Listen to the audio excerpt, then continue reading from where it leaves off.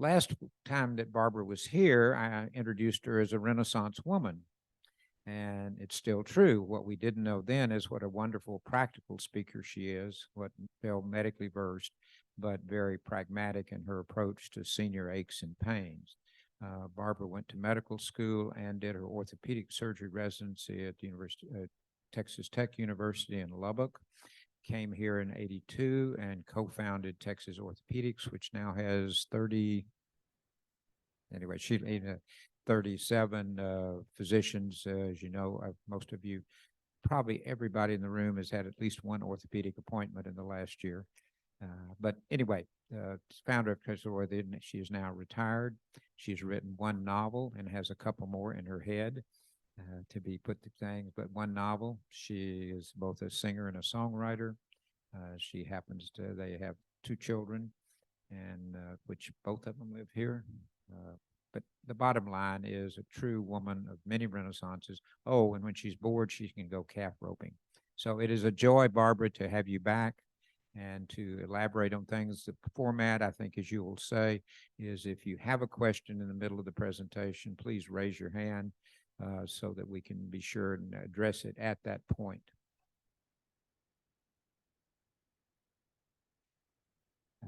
A guitar. That wasn't in her contract. Barbara, thank you again for being with us. Thanks.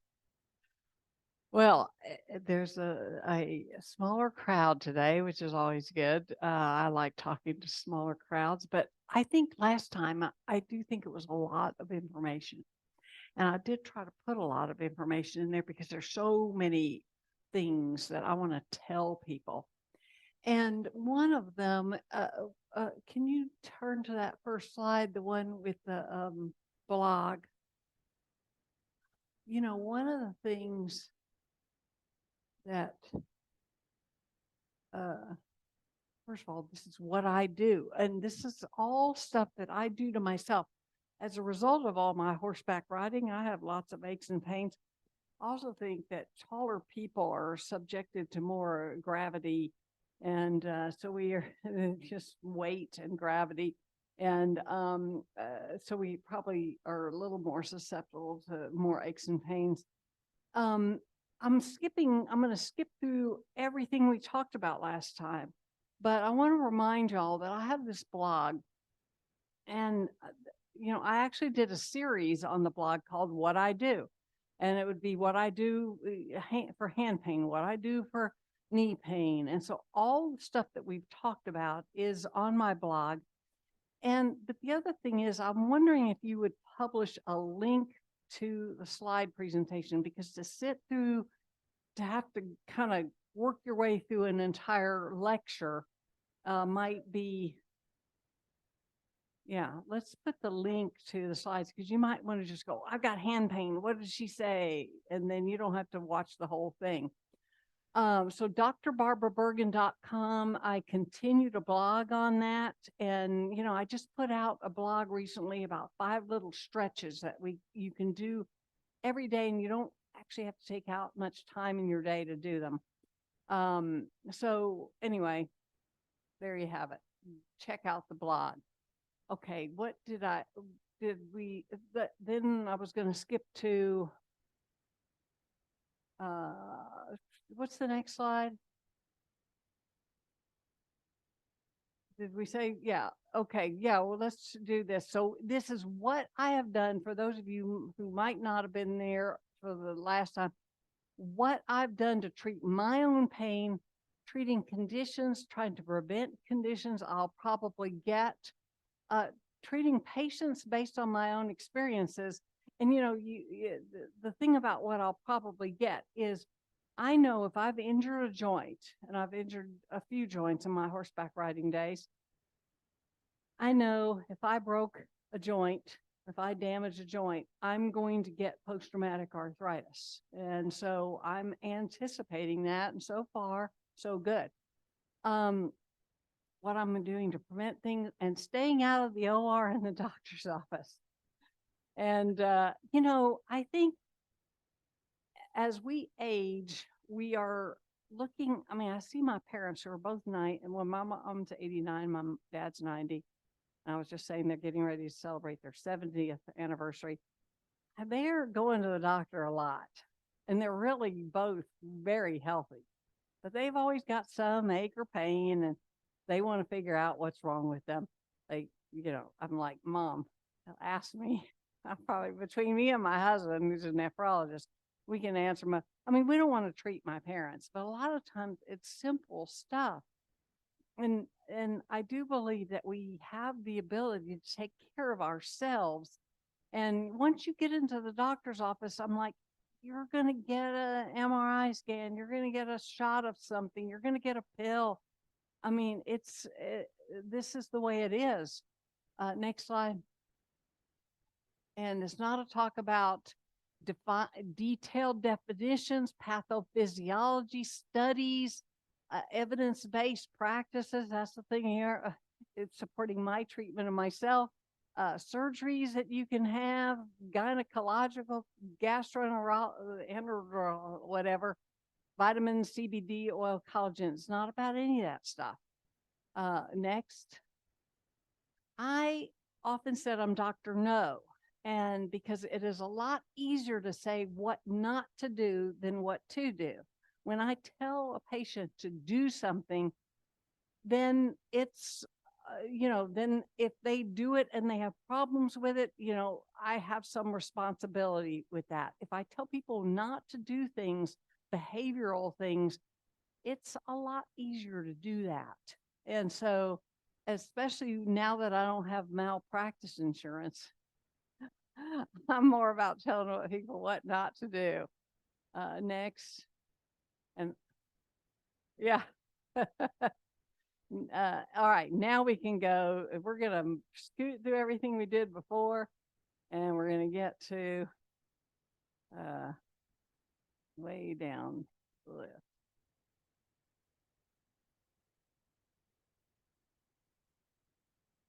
Yeah. Now, a lot of people are saying, oh, man, there was so much stuff, and I don't remember what she said. And again, you can look this up on the slides on my blog. But one of the main things is that I often said to my patients who came in and said, I have so much pain. I have pain here. I have pain there. I'm like, okay, is it hurting you right now? And a lot of times they'd be like, no. I'm like, well, then seek that. If you're sitting there right like that right now, and that does not hurt, then seek that more often. If you're standing, you're sitting with your legs a different way and you have pain, then stay away from that. That's intuitive. And yet I can't tell you how many people come to see me and they're doing the thing that hurts. They have the pair of shoes on that hurts. They are participating in the activity that hurts. People who lift weights, it hurts to lift weights. It hurts to do bicep curl. I lift weights 3-4 days a week. If something hurts me, I stop doing it. I back down on the weight. I change the way I do it. I find something else to do instead. And so that goes for everything. And you might think, well, you must be going through life just managing every single step you take. Yes, that's what I'm doing. And that's why right now, when I stand right here, I'm not having any pain anywhere. And I've got a lot of places that could be hurting me.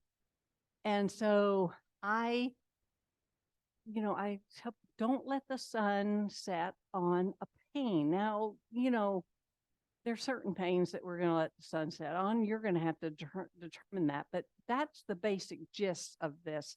When you have pain, figure out where it's coming from. Take steps to make it go away. Next. One thing is you can ignore it. Now, we're not talking about when you have a joint going the wrong direction or something sticking out of your skin or blood squirting out or pus squirting out, of course. But we're talking about just aches, daily aches and pains. You can choose to ignore it. And I put the guitar on there because I'll sit down and play my guitar. You can go do something you really like doing, like riding my horse. It's weird. I get up in the morning and I'm stiff. And I'm like, oh, I do this. I do a stretch that helps with that. But I'm like, maybe I shouldn't go ride my horse today. I go ride my horse, and by the end of that ride, I have no aches or pains. And next, go do, I mean, a lot of you have grandchildren, go do something you enjoy. Next, seek positions of comfort. My kitty cat always does, and I enjoy just watching him do that. Okay, let's see. And if not, then you have to go see a shrink. Next. All right, here we are at hips. Next. I wish I had a pointer. Okay. When we talk about hip pain, we often talk about 3 different regions. And we talk about sort of hip and butt pain and hip bursitis, greater trochanteric bursitis. This is a very common condition. Now, when I have the light blue, this is what I've had. Okay, so I've had hip bursitis, greater trochanteric bursitis, gluteal tendonitis. When it goes to the white print, I haven't had it. Tears of the gluteal tendon, piriforms. I saw tons of this. This is this lateral hip pain that people have. So we talk about lateral hip pain, groin pain, and buttock pain. Next. Groin pain, we're not going to talk about that so much today because groin pain is usually at our age, it's usually associated with arthritis of the hip. And if you're younger and you have it, it's because you have some, the most benign thing is some kind of tendonitis. But groin pain that is due to arthritis, that's where you're going to have it. Everybody thinks that's their hip. This is not your hip. Your hip is here in the groin. This is this bone called the greater trochanter, where you get tendonitis. So these are the conditions that will cause groin pain, and they're relatively uncommon compared to this lateral hip pain. Next. Oh, back-related pain. That's going to be more your butt pain and pain going down the leg. And we've already talked about the back, so we're not going to really go into that. Next. So we talk about this lateral hip pain, and it's most common in women. And the reason for that is because we have a wider pelvis for the purpose of having babies. And so the mechanics on our hip the mechanical stresses to our hips are greater. So when we take a step, as your foot is off the ground and doing that, there's a tremendous amount of muscular activity to hold your pelvis even. When you see people who have some kind of disorder where they walk like that, it's because their gluteal tendon isn't functioning. Either it's torn or they have a neurological disorder. That's the tendon that holds our pelvis steady as we take a step. And because women's hips are wider, that lever is greater. And so we are much more likely to have this lateral hip pain, piriformis syndrome, gluteal tendonitis, hip bursitis, much more common in women. Next. That's my most exclusively in women. Next. Okay, so the treatment, again, mindfulness, be aware of it. One day we were moving and I was walking down the hall and all of a sudden I had this pain over here. I was like, wow, that's gluteal. I just had gluteal tendonitis. Well, I sat down and I said, that's it. I am not gonna let the sun set on this pain. I had it for about 3 days. But I stopped the moving. I called my housekeeper and I got her and her daughter to come over, and I called my lawn guy and I got him to come over, and I paid them I should have done that from the start, right?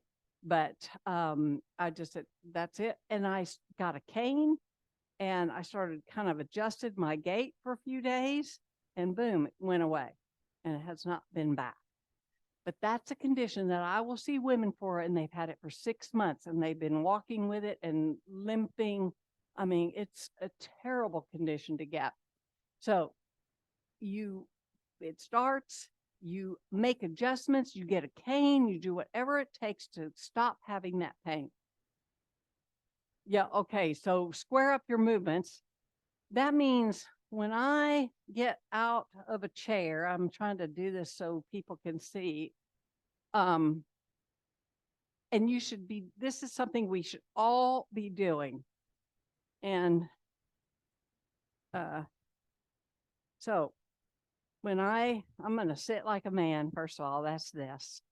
Women tend to sit, we've been taught to sit like this, but it would be more natural for us to sit like this. When we sit like this, we put all sorts of mechanical strains on our hips and our knees, and I'll go into that in the next one. But when I say square up movements, I mean, if I need to go over there, I'm not going to get up and do that. I'm going to stand up straight first, then I'm going to make my movement. Because if you have a condition of the hip, it's going to be painful to get up any other way. But it's my recommendation that we naturally square up our movements. When I get out of my car, I'm going to swing my legs around. I'm going to stand up. I'm not going to do this thing. So squaring up your movements is an important thing to do, and especially as we age. All right. Oh, sit like a man. Okay, so that's sit like a man. I'm not talking about this, man shredding. I'm talking about that. 11 and 1 o'clock. This is the position we should have our legs in. Okay. This also, we should keep our feet flat on the ground, and we'll talk a little bit more about that later. All right, next. Oh, wait a minute.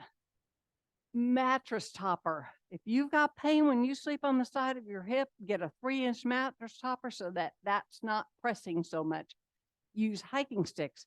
When you use when you take that step, the pressures on those muscles on this hip and on both of them are tremendous. So if you get hiking sticks, that helps diminish the pressure that it takes to walk.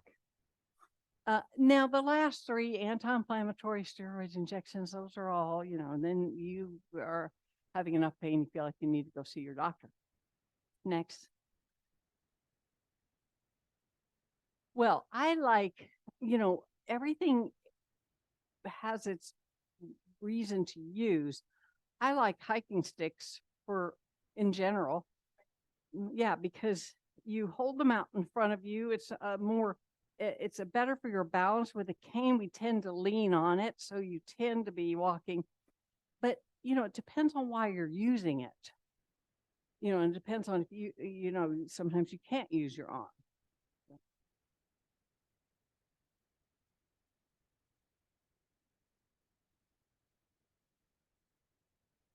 Hiking sticks it's better for your bone strength to strengthen your bones. Well, I don't know about Because that. I do a lot of hiking. Yeah. And I usually just use one. Yeah. I would use 2. But using one is good for your balance, and it's good to have something. They always say, horses don't fall down. I mean, they occasionally do. But they usually don't, because they have 4 points of contact with the ground. So one hiking stick or a cane gives you 3 points of contact. So theoretically, if you trip, you still have 2 points of contact. And so this gives you 4 points of contact. Now, you can't, the thing with canes is that you tend to lean on it. So now you're doing this kind of a thing. You couldn't use canes if you have to be non-weight bearing or partial weight bearing because you have some kind of disorder. Well, the hiking sticks are not going to do that, because you can't use them to to walk like this. You have to use crutches or a cane to take pressure off an extremity. But if you have poor balance, if you have some kind of ache or pain, a cane or hiking sticks, you have to just decide what you're most comfortable with. And a lot of patients, we in our generation, we think of ourselves as being more youthful than our parents. I mean, my grandmother was like old when she was like 40, and she wore matronly clothing, and she had a attitude that was just, she seemed old to me. Well, we see ourselves being much more youthful, and so canes seem a little old. You know, they make us feel like a lot of my patients don't want to use canes because, oh, that's going to make me look old. Whereas hiking stick seems sporty. My parents, if they're going on a walk around the neighborhood, they've both got their hiking sticks. So, avoiding small car seats. Little car seats shove your legs in like this. So I found that many years ago, I had a little bit of bursitis and I was driving around in a little smart car. And about then I decided to get an F-350. And I'll tell you what, I don't know whether it's just driving that F-350 or the big seat that made my hips get better, but it was definitely different sitting in a big old seat than those little bitty car seats. Low seats are a problem. Getting in and out of cars sideways because you're sticking your leg out and you're twisting. Standing with your toes pointed in, that you can feel the tension on your hips when you do that. So certainly don't do it like intentionally, because a lot of people think they're supposed to walk like that. They say, oh, you know, my husband walks with his feet out. And I'm like, that's okay. That's the way he walks. So she, you know, they'll say, you're supposed to have your feet in. Getting in out of chairs like a girl. Other lower extremity, anything that causes a limp is going to irritate your hip bursa. Okay, when you get a limp, you're going to have increased tension on that hip. Certain sleep positions, putting pillows between your legs is a good thing. Hard mattresses can contribute to the pressure on the side of that hip.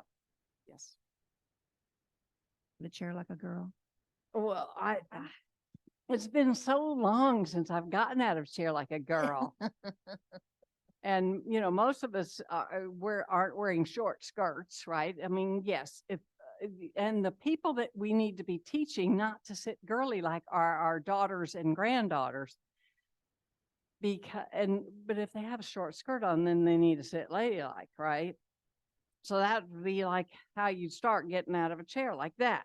I mean, I'm not even going to do it. But you stand up like that because your legs are together. So that's how you see. I think I have a picture. No, that's later on. But so, you know, getting up like that puts huge pressure on your hips, knees, ankles, and feet. I often do. Yeah. Because when you get up out of a chair, you put, 4 to 6 times your body weight into your knees. So if there's a handle there, I'm going to push off, you know? So yeah. Sometimes, yeah. But that's not necessarily going to take the pressure off your knees. I'm going to push on the seat, or if there's a handle, I'm going to push on that. It's just my habit to do it. Next. All right. So here's sit like a man. I trademarked this because no orthopedic surgeons, and this is something I used to cure myself and many of my patients. All right, next. So these are the conditions that are at risk when you sit ladylike and get in and out of chairs ladylike. And there's the example. Go back to that either forward or backward. There. So sciatica. When we put our hips in, we put tension on the piriformis, which puts pressure on the sciatic nerve. Piriformis syndrome, which is a tendon across the butt. Greater trochanteric bursitis, gluteal tendonitis and tears, iliotibial band syndrome, patellar bowel alignment, posterior. I mean, these are all conditions, and plantar fasciitis. And why is plantar fasciitis? You know, the pain that women get, more women than men. I think I have a specific set of slides, but I sit with, as much as possible, I sit with my feet flat on the ground. Women are less likely to do that. Often our feet don't reach the ground, okay? We are more used to wearing high heels, which shortens our Achilles tendon and the tendon on the bottom of our foot. Men, their feet reach the ground. They're more likely to sit with their legs like this. And so what happens is we get shortening of our Achilles tendon and shortening of the plantar fascia, and we're more likely to get that plantar fasciitis. All right, next. next. Knees next. So all sorts of knee pain, and we'll run out of time if I just, so the main thing is there's two parts of the knee that affect us the most, the kneecap, and that's the fulcrum through which we stand. And again, women are more likely to have kneecap problems. If you put your hand on your knee and you bend and you straighten your knee and you feel crunching under there, that's because you've lost cartilage there. Okay. And so all of those are related to the kneecap, those first three. And then we've got meniscus tears, we've got arthritis, stress reactions, injury. So all those up top I've had, and the ones in blue. So next, what I'm going to tell you.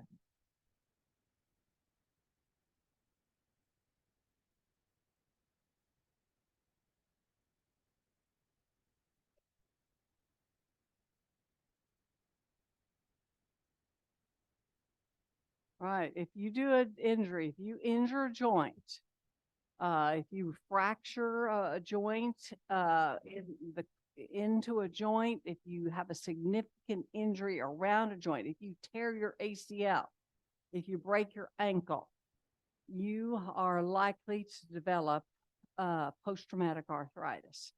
And because you've disrupted the normal integrity of the cartilage. And so if you tear your ACL when you're 17, by the time you're 27, in 10 years, you're already going to be developing arthritis. Now, everybody responds to arthritis. I see people who come into my knee and they've just been having come in my office and they've just been having knee pain for 3 months and their knee looks terrible. Well, some people have a higher tolerance for that. I'm sure when I'm now 17 years out, 18 years out from from totally blowing my knee out in a horseback riding accident. I don't have an ounce of pain, but I do all this stuff to take care of my knee. And, you know, I also maybe have a high tolerance for pain. I don't know. But by now, so this is a sport that I do called working cow horse. I stopped after I blew out my knee. But here, keep going. Somebody was there with a camera. Keep going to the next. Is that you? Yeah. And there I am reaching out with the wrist, the arm that I broke in a horseback riding accident 10 years before that.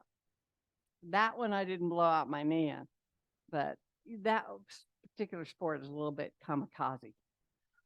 All right, so kneecap disease, for that pain under the kneecap that is more likely to be suffered by women, we want to modify activities, and these are things we must stop doing. And it's amazing how many people are doing squats and climbing lots of stairs. Those are the two bad actors, getting in and out of chair. But we can avoid squatting and we can avoid climbing stairs, where it's hard to avoid getting in and out of chairs. Next.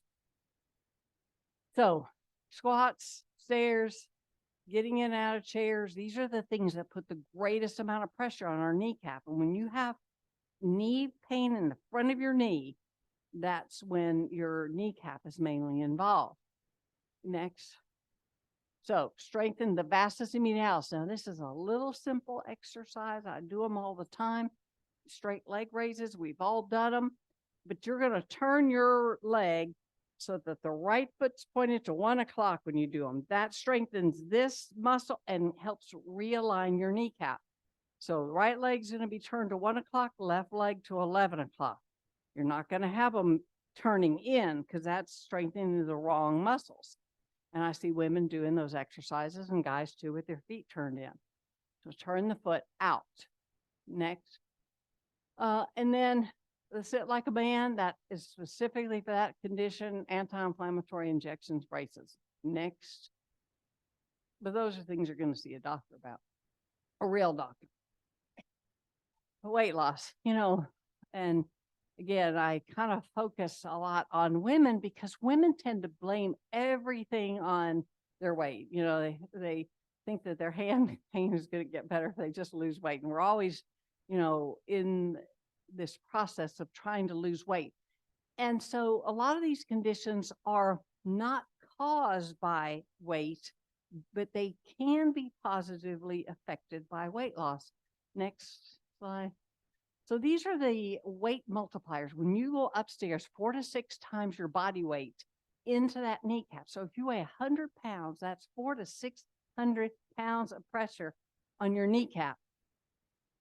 Downstairs, 6 to 8 times your body weight. Getting up a chair 6 to 8 times and squatting 10 to 20 times your weight loss. No squats. Next. All right, so then we go on to, surgery. And yes, there's surgeries, but we want to stay out of the operating room. Next and next. Osteoarthritis of the knee. And everybody's interested in this, and it's important to understand what's going on in your knee, and what you can do to stay out of the operating room. Next. So osteoarthritis of the knee related to aging process, old injuries, genetic predisposition to having arthritis, degenerative meniscus tears. A lot of people say, oh, my doctor told me I had a meniscus tear. Well, it's not just a meniscus tear. When you're over 40 and you have a meniscus tear, it's not the same as a 20-year-old meniscus tear playing football. It's a degenerative process. Chondromalacia, that's disease of the cartilage. Stress fractures, a lot of people, oh, my doctor said I have a fracture. That's why my knee's hurting. Unless you fell down and broke your knee, you develop a stress fracture, and that's related to the arthritis. Because as we have less cartilage, and we're more likely, again, to see these in women, because women have poor bone density. And so we're more likely to see these stress fractures. And we do see them in guys too, but women are very susceptible to them. All right, so treatment. It's all the same stuff, and we're going to go a little bit more detail into furniture and bathroom modifications and stuff like that. But the general strengthening program, it's good to strengthen your leg and to maintain the strength of the leg. Sometimes you need to do this under the guidance. That's why I'm not going to give you some specific exercise program, except for those straight leg raises, because everybody can do those. All right, next. Activity modifications. You got to stop doing, if you're playing pickleball and it hurts your knee to play pickleball, you have to stop playing pickleball. I mean, and we're going to talk a little bit about why, because a lot of people say, oh, I'll just have a knee replacement, then I can go play pickleball. Well, you're going to be putting the same stresses on your total knee replacement. And the object is, once you have your knee replaced, only have one knee replacement. Don't set yourself up to end up having to have a revision. Next, gentle strengthening. Next, then, anti-inflammatories, pain medications. Next, injections. Next, I think I have a slide about injections. Yeah, there's a bunch of them. Next, okay, what would I do? Okay, I'd take them all. Yes. Now, we can't do saline because nobody's approved saline injections, but I mean, nobody's, you'd be doing that off label or whatever it's called. But studies show that injecting saline in the knee relieves pain, but nobody has approved it. So doctors aren't going to do them. I probably wouldn't stick myself. I'd talk one of my partners into giving me a saline shot. Cortisone, hyaluronic acid, that's all your gels. And then the biological PR, I think if you stick anything sterile in your knee, it's going to make it feel better. I mean, I think I had a lot of success with all those shots. And so I'm all for them. There are studies that show that, they'll do a study and they'll compare saline to PRP, and they'll say, well, saline worked just as well. Okay, whatever, but we can't get a saline shot. Insurance only allows you to get a gel shot every 6 months. You could probably get it every 3 months, but then you're going to have to pay for it yourself. And cortisone, you can, you kind of just have to talk to your doctor about that, because sometimes patients will have a cortisone shot and then they go on a trip and they come back with a big swollen knee 2 weeks later, and maybe I'll give them another shot. But then if they come back 2 weeks after that, no. I mean, I'm not going to give cortisone shots every 2 weeks. 6 months, yeah. Furniture modifications next.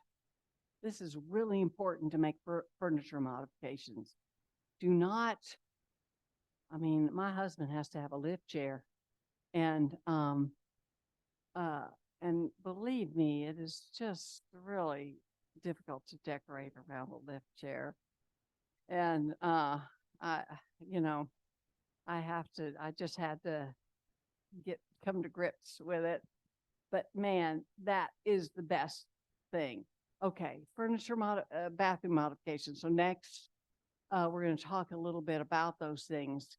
First of all, if you are going to bathroom, you've got to get an elevated toilet seat. You've got to get a grab bar. Do not struggle with getting on and off the toilet.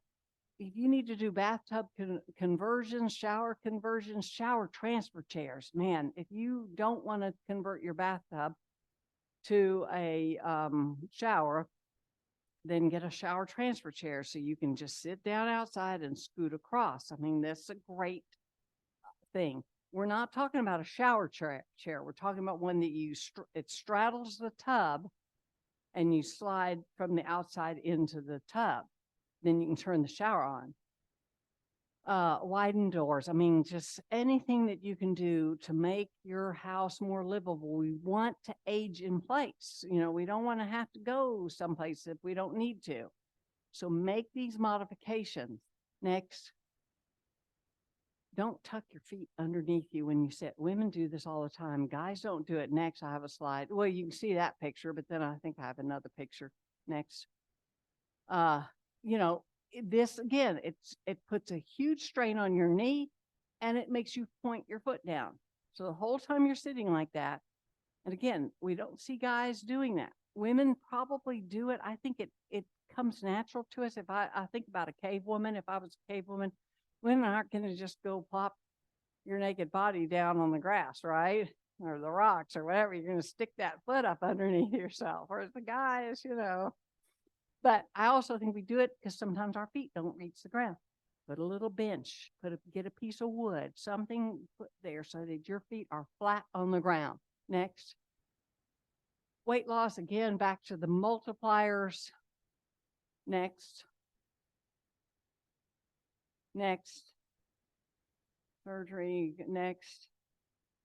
Arthroscopy. Many of y'all have probably had knee arthroscopy. It is not a curing. When we have arthritis, when we have these degenerative meniscus tears, we have arthritis in the knee. The arthroscopy is going to temporarily clean it up. You're going to feel better, but that feel better could be for 6 weeks. It could be for 6 years. It's not curing the disease process. It's just a temporizing measure. Total joint replacement. Next. So arthroscopy, select group of patients, limited usefulness, commonly performed, questionable long-term benefit, conservative treatment. You got to do all the same things before it's an operation. You're undergoing general anesthesia. So you've got to feel in your mind that you have done everything you could to stay out of the operating room. So conservative treatment, we're not going to treat an MRI finding. If you happen to get an MRI of your knee and it shows a meniscus tear, we're not going to just scope your knee because there's a meniscus tear, especially if you're not having pain. People go home, take an anti-inflammatory, quit playing pickleball. All of a sudden your knee's better. You didn't have to have an operation. Next. Oh, yeah, patient. Okay. Okay, why am I hating on total knee replacements? I don't hate total knee replacements. I think they're great operations. But here's the thing. We don't want to just jump into total knee replacements because they are, they're not quite as successful as total hip replacements in terms of the people who get total pain relief. total hip replacements are like some 98% success. And knees are a little below that. And knees require a lot more to rehabilitate. They're much more painful operations. You get a hip replacement, you're kind of on your way. But it takes a lot to get over a total knee replacement. And people do them, they think, hey, I don't want to undergo all this treatment. I want to get straight to that knee replacement. There is potential for you to not have a good outcome. And so next. So best results, older trim patients. Overweight patients do very well after total knee for a shorter period of time. Poor results on young overweight patients. So lots of 50-year-olds are having knee replacements because of old sports injuries and the effect of weight on their knees. So we're seeing many more younger overweight patients getting total joint replacements, and they just don't last as long. Poor results in post-traumatic arthritis, 20-year durability, which is a good thing, but if you have it done when you're 50, guess what? You're going to, even under ideal circumstances, at 70, you're probably going to be starting to think, now, there's plenty of people last longer. Somebody's like, I've had one for 35 years. Yes, but on average, that means some people last 35 years and some people only last 5 years. Infection and complication rate is higher in overweight patients. No weight loss after total knee replacement. Now, is that 100% of the time? No, but a lot of patients think I can lose weight after I have my knee replacement. Well, studies do not show that. Studies show that, first of all, it's very hard to lose weight and keep it off. And for all of us, no matter whether we have a total knee replacement or not, but studies show that people do not generally lose weight and keep it off after the total knee replacement. More rapid wear in patients who increase activity. So people say, oh, I need to get healthy. I want to start running again. I want to start playing pickleball and tennis. They have their knee replacement. They're not going to last as long because that total knee is not the same as your own native knee. So you cannot resume your youthful exercise program. Not that we want to, but next. So it's right when it's right. It's very good. When you're old enough, when you're trim enough, when you failed a conservative course of treatment, when you know it's the right time, you will know it. When you've done everything to stay out of the operating room and when you're plenty unhappy and can't get enough endorphins. What about all these lawn chairs that you sit in? I mean, I'm an outdoors person, so the lawn chairs nowadays you just kind of Oh my gosh, those tough ones that fit into those, but now they have the rocking chair, lawn chairs, and they're it's just terrible.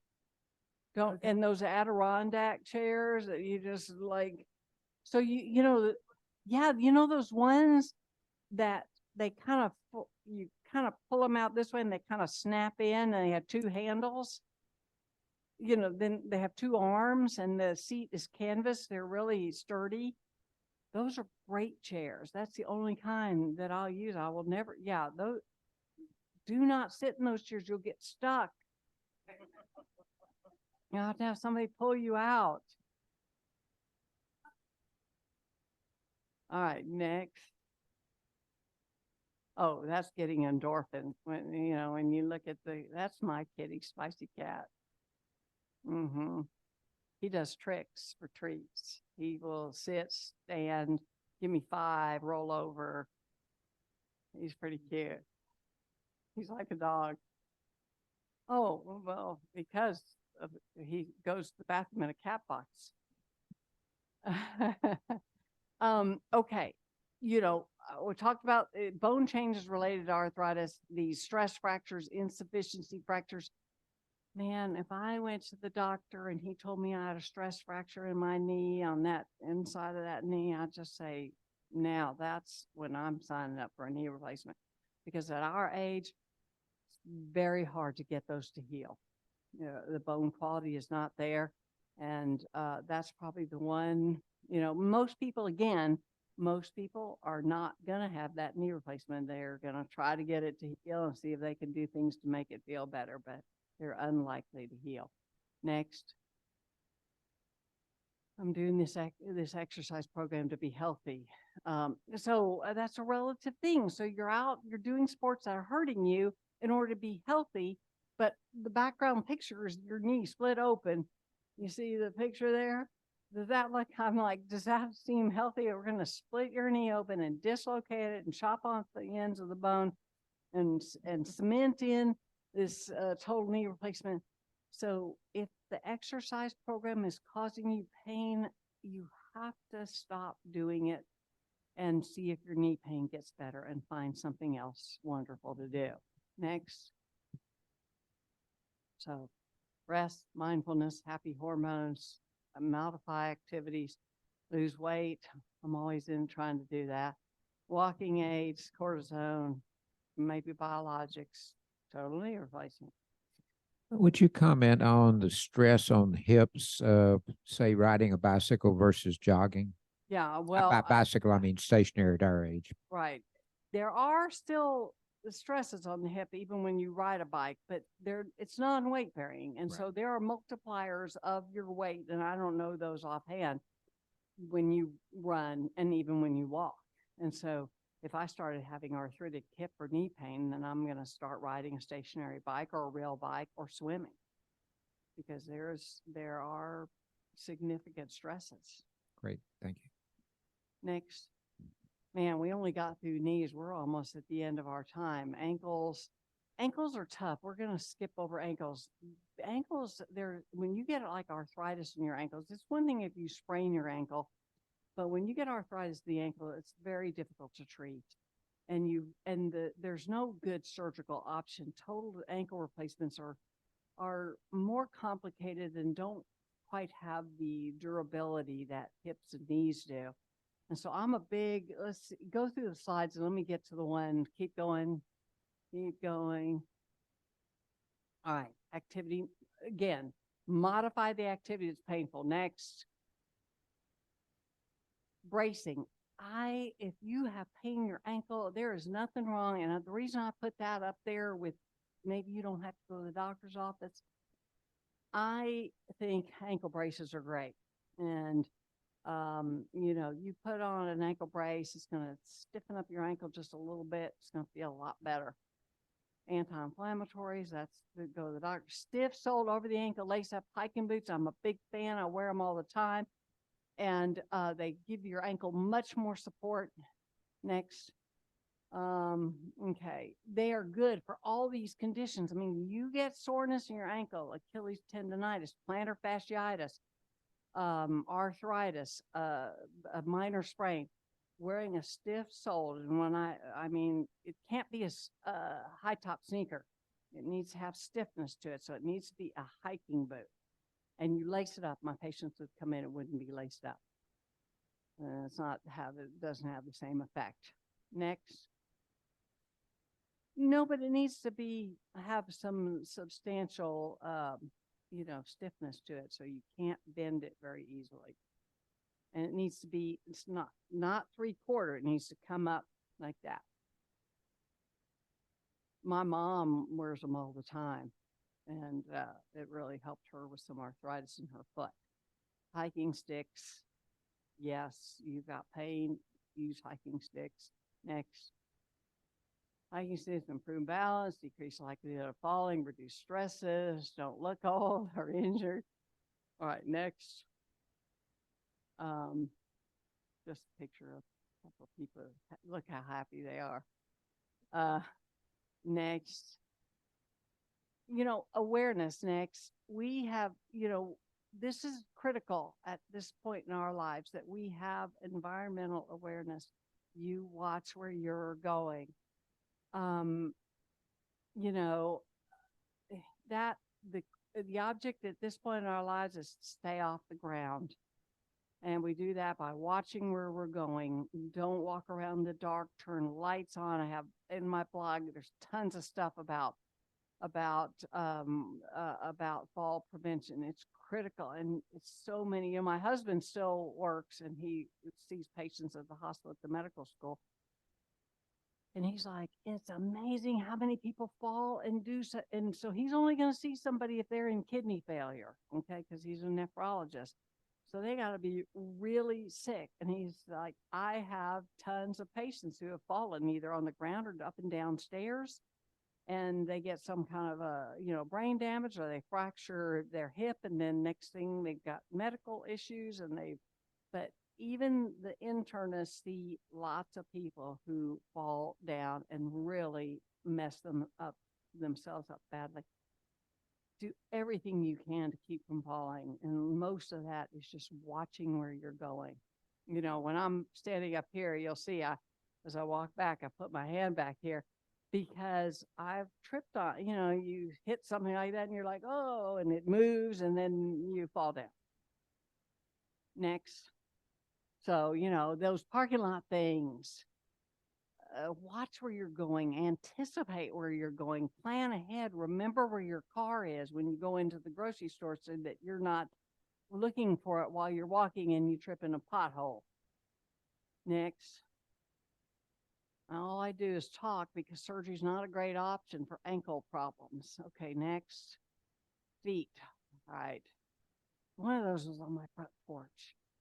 I sprayed him with tons of wasp spray, and it didn't kill him because wasp spray won't, and had to take a sledgehammer and hit him 6 times before he died. And then I read up on it. Well, no, those are bad. Yeah, after 6 hits with the sledgehammer. Those things will hurt you. All right, next. All right.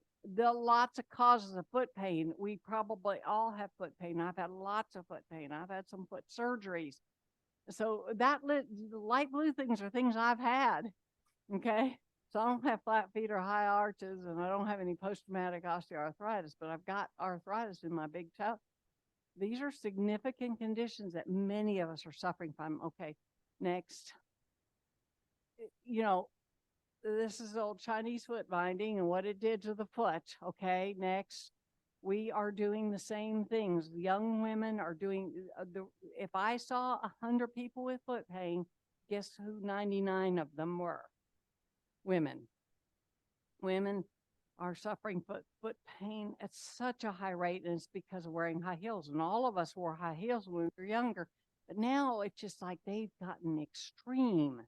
And, so next. So we are doing essentially the same thing as Chinese foot binding. These gals, you see how they walk. You can't be safe in a shoe like that. For us, the damage is done. And so we're back to the same thing. Activity modifications, shoe wear modifications. All right, keep going because I've got a slide for each one of those. So activity, you've got to stop doing the thing that hurts. So one day I'm walking and I have a sudden pain in my foot, and I know, because I'm an orthopedic surgeon, I'm like, oh, that's my posterior tibialis. And so then I just rested for a couple of days. I resumed using my hiking boots, and boom, the pain was gone. Okay, keep going. Shoe wear, shoes, to wear them or not to wear them. A lot of people say go barefoot, and I like to go barefoot occasionally, but you're more likely to step on things. You have to fit them properly. Okay, if it does not look like your foot would fit in it, then your foot probably doesn't fit in it. So you stand, when I try on a shoe, I'm going to put a bare foot next to the shoe and see if it looks like I'm put all my weight on it and see if it looks like my foot would fit in that shoe. Because if it doesn't, then you are squeezing all the delicate tissues of your feet. Next. Yeah, probably need a bigger shoe, right? Next. No mules. When you wear a mule, you are at high risk for damaging yourself. First of all, you have to hold on the shoe as you come through the swing through part of your gait. You are holding the shoe on. Either the shoe is very tight on your foot or you are holding it on with your toes, which contributes to having hammer toes. So get rid of the mules. No high heel shoes to press, you see. All right, none of that stuff. All right, next. And you need, I give talks to various age groups. And I say, once you got this, then next slide, then you can get your, then once you get married, then you can start wearing the proper shoes, right? The more contact, the better. Okay, I show this because if you're going to wear these crazy shoes, then make them come up the ankle and have lots of straps, because the more contact, the more your brain senses the shoe on your foot. Next. So more contact, boots, ankle, shoes that come up on your ankle, all better for your foot. None of these. If you have flip-flops on your house, get rid of them today. I have not a single. Sometimes I wish I had a flip-flop to go out in the backyard and water, but no flip-flops. None of those little strappy shoes. Next. Yes. Next. Wide toe boxes. You've got to give relief to your toes. They've got to be able to spread, or you are squishing the little nerves and blood vessels. Next. Next. Next. Now, I have a whole little drawer of all these things, because if I get a toe that's rubbing up against a toe, then I'm going to put something on it. My husband gets a toe and after a few days, then it feels better. We stop using them. Sometimes I've used a gadget like that for a year, and eventually the pain goes away. Sometimes you have to have toe surgery, yes, but these kinds of things, find them and use them. If you have toes that are crossing over, get little things to put in between them. Wear wider shoes to accommodate them. Next. Diabetic socks. This is really important. All right, next. So socks are squeezing our feet. If you get home at the end of the day and your feet look like this, then your socks are too tight. Even compression socks, if they are squeezing your ankle, you're not keeping them pulled up. If you have any lines and your socks are too tight, they may be the problem. A lot of times you think it's the shoe that's the problem. It may be the sock. I stopped wearing socks with my jogging shoes, and I was having this burning when I was walking. I call them jogging shoes. I walk, and it was the socks. I stopped wearing, and I was wearing diabetic socks, not because I'm a diabetic, because they're loose. But the socks we wear are tenacious. That elastic is so rigid. So quit wearing socks if you can, and otherwise wear diabetic socks. Next. There's my diabetic socks. You've got to wear diabetic socks. You cannot wear these little tight. As we get older, our circulation is so delicate. We need to wear loose fitting socks. Next. Or no socks. Next. I like sequential compression devices. My dad has swelling in his legs. I have a little bit of a tendency, so I bought a pair of these little sequential compression. If I get home, my legs are they're a little swollen, I put those things on, get rid of the fluid. There's no cure for that. But compression socks are going to roll down around your ankle, and they're going to form a tourniquet. So I like the sequential compression devices. Those are the same things they use after you've had a joint replacement to keep you from getting a blood clot. Next. This is a pretty elaborate pair, but there's less elaborate ones on the internet. Next. Keep your feet warm. Next. We have a tendency to take off our shoes and socks. Okay. I think we're going to have to stop, because I have a few more little tips for you. But you know what? They're on this slide thing, and they're on my blog, my cure for cramps, for leg cramps. And all right, skip to start till you see the fire slide. There's a sweet kitty, bad shoes, don't sit like that. Sit like a man, plantar fasciitis treatments. Keep your feet flat on the ground. Next. Special subjects, fall prevention. Yes, we talked about that. Keep going. You can look that up.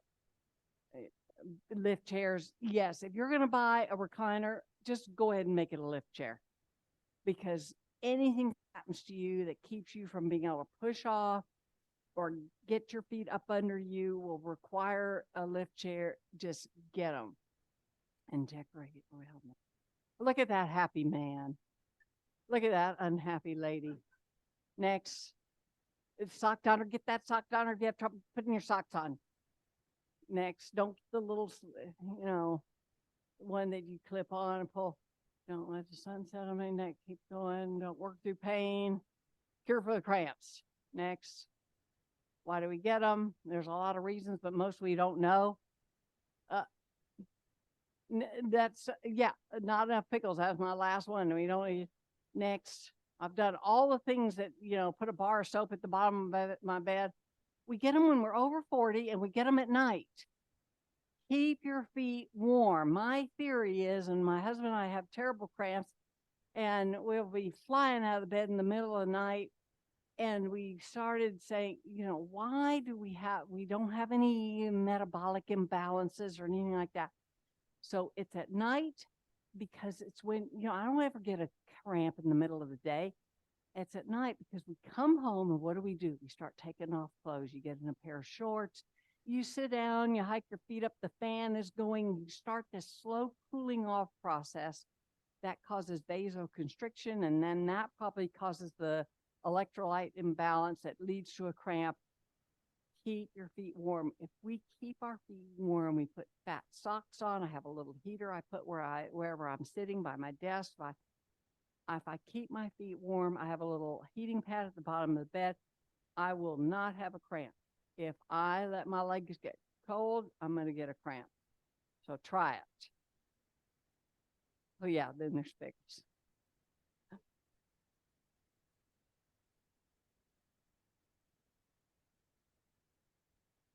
I've tried it and I still get cramps, but yeah. There are, if you have electrolyte or you have calcium, magnesium imbalances, yes. But most of us don't, and we still get cramps. So, show me the money means there's a lot of things we spend money on and they don't work. So I think that's about it. Any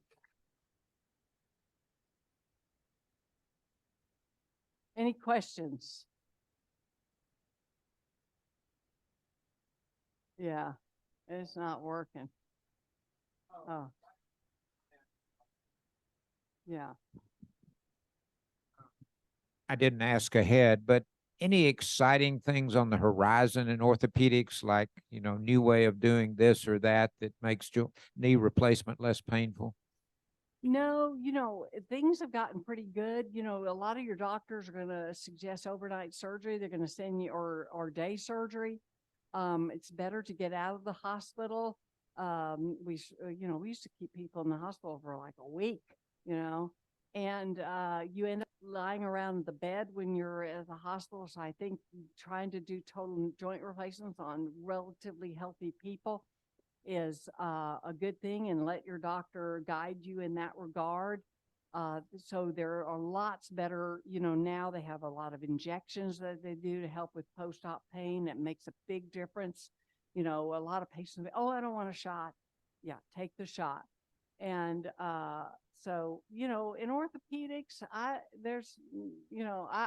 often comment that cardiology is where all the new stuff, the new amazing stuff. Ortho kind of had its new amazing stuff 30 years ago, but cardiology is now where it's at, but not anything that I can think of that's just amazing.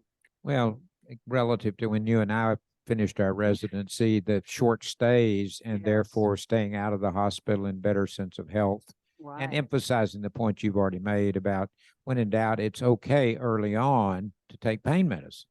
Right. And also the other good news is that because we have such a long history of excellent results with total joint replacements like knees and hips, now we're doing them on people who are 90, and people who are active are getting total joint replacements. And whereas we used to say, 90, 80, even when I started, it'd be rare to think about doing a knee replacement on an 80-year-old.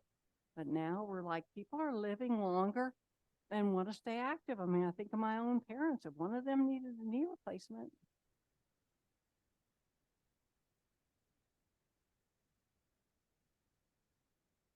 About going under anesthesia, I've heard the Yeah. older we are, the more risky brain damage is for them. Yeah, you know, my dad just recently had his aortic valve replaced. Speaking of the cardiologist, they did it through a little incision on his groin, and he did not have to have open heart surgery. That is an incredible thing.